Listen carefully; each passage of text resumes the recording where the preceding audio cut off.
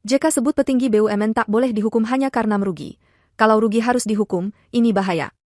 Mantan Wakil Presiden Republik Indonesia, RI, Jusuf Kalla mengaku bingung kenapa ex-Dirut Pertamina, Karen Agustiawan menjadi terdakwa.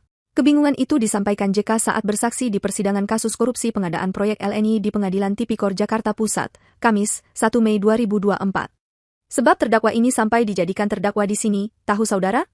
Tanya hakim kepada JK. Saya juga bingung kenapa jadi terdakwa. Bingung? Karena dia menjalankan tugasnya, jawab JK. JK mengakui bahwa tugas yang dilakukan Karen sebagai Dirut Pertamina atas instruksi Presiden dan Wakil Presiden, khususnya yang tertuang di dalam Perpres nomor 5 tahun 2006.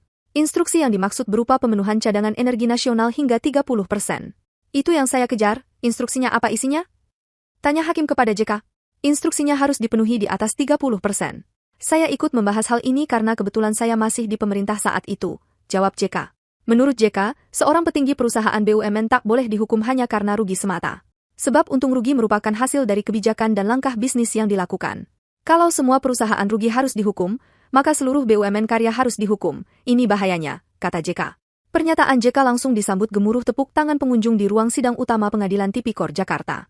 Namun tepuk tangan itu langsung dihentikan majelis hakim karena dianggap tak menghormati persidangan. Tidak ada tepuk tangan di sini ya, karena di sini bukan menonton ya. Kita mendengar fakta di sini ya. Tolong jangan bertepuk tangan dalam persidangan, tegas hakim.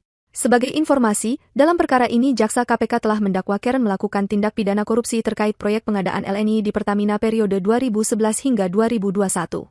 Jaksa mendakwa perbuatan Karen itu merugikan keuangan negara sebesar 113,8 juta dolar AS atau 1,77 triliun rupiah. Katanya, tindak pidana itu memperkaya Karen bersama SVP Gas and Power PT Pertamina periode 2013 hingga 2014. Yeni Andayani dan Direktur Gas PT Pertamina 2012 hingga 2014, Hari Karyuliarto sebesar 1,09 miliar rupiah dan 104.016 dolar AS. Perbuatan itu juga memperkaya Corpus Christi Liquefaction, CCL, sebesar 113,83 juta dolar AS. Menurut jaksa, PT Pertamina melakukan pengadaan LNI untuk memenuhi kebutuhan dalam negeri pada periode 2011 hingga 2021. Namun Karen tidak meminta tanggapan tertulis kepada Dewan Komisaris PT Pertamina dan Persetujuan Rapat Umum Pemegang Saham, RUPS. Meski tanpa tanggapan Dewan Komisaris dan Persetujuan RUPS, Yeni mewakili Pertamina menandatangani LNI Sales and Purchase Agreement dengan Corpus Christi Liquefaction. Kemudian, Hari Karyuliarto menandatangani pengadaan LNI tersebut untuk tahap 2, yang juga tidak didukung persetujuan direksi di PT Pertamina dan tanggapan tertulis dari Dewan Komisaris dan Persetujuan RUPS PT Pertamina. Selain itu, pengadaan itu dilakukan tanpa adanya pembeli LNI yang telah diikat dengan perjanjian. Dalam perkara ini Karen didakwa melanggar Pasal 3 Yungto Pasal 18 UU Nomor 31 Tahun 1999 sebagaimana diubah dengan UU Nomor 20 Tahun 2001 tentang pemberantasan tindak pidana korupsi Yungto Pasal 55 Ayat 1, Pertama KUHP Yungto Pasal 64 Ayat 1, KUHP.